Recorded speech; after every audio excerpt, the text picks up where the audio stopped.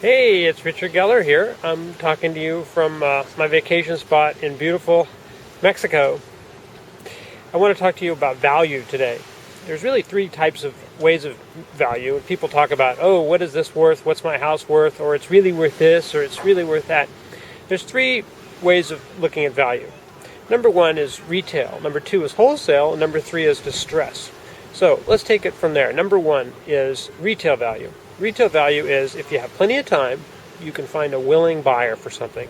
And that buyer is in a market where there's other buyers. So everyone has time to look and shop and decide. That's a retail deal. That's a retail value.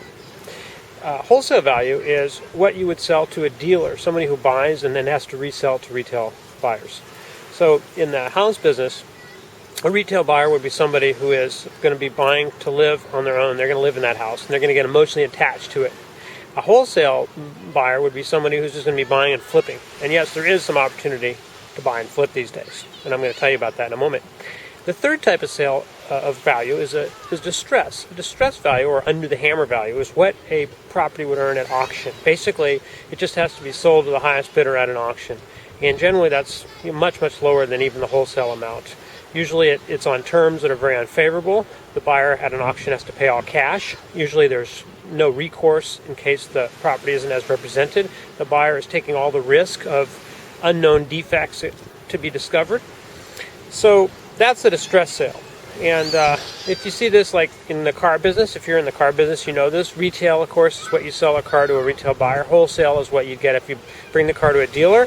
The dealer goes to an auction somewhere and they pay a dealer price or a distress price or under the hammer price at an auction. And there's all these different cars. They don't have any chance to test drive or looking at them very much. They just basically just bid. And so they're taking all kinds of risks.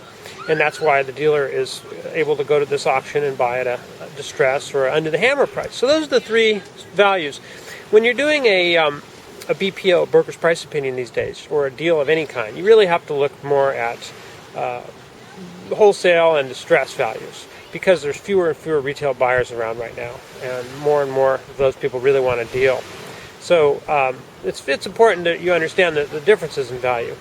And right now, the lenders for distressed mortgages, the lenders are not really giving people enough room in their deals for a short sale for a wholesale buyer to be able to make money. But that isn't quite true.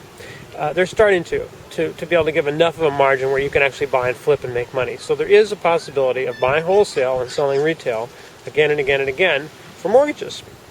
So what I want to tell you how that works is that's the short sale flipping method, and that's basically where you tie up a property by signing a purchase order to buy it, contingent on on a few things. Then what you do is you go to the lenders and you negotiate a short sale. Let's say you negotiate a short sale for $200,000.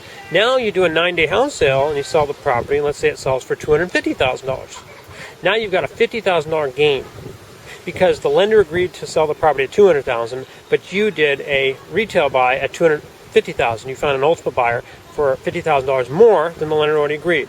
If you do things properly, if you have proper disclosures and you know how to do the paperwork on this thing, you stand to make $50,000. That's called short sale flipping, and I'm going to have a lot more to say about short sale flipping. So if you're not already a subscriber, make sure you enter your name and email address in, and you get on my list and learn all about this. And if you are on my list, thank you, and we'll have a lot more to say about this shortly. Richard Geller, we'll talk to you soon. Talking to you from Mexico. Take care. Bye.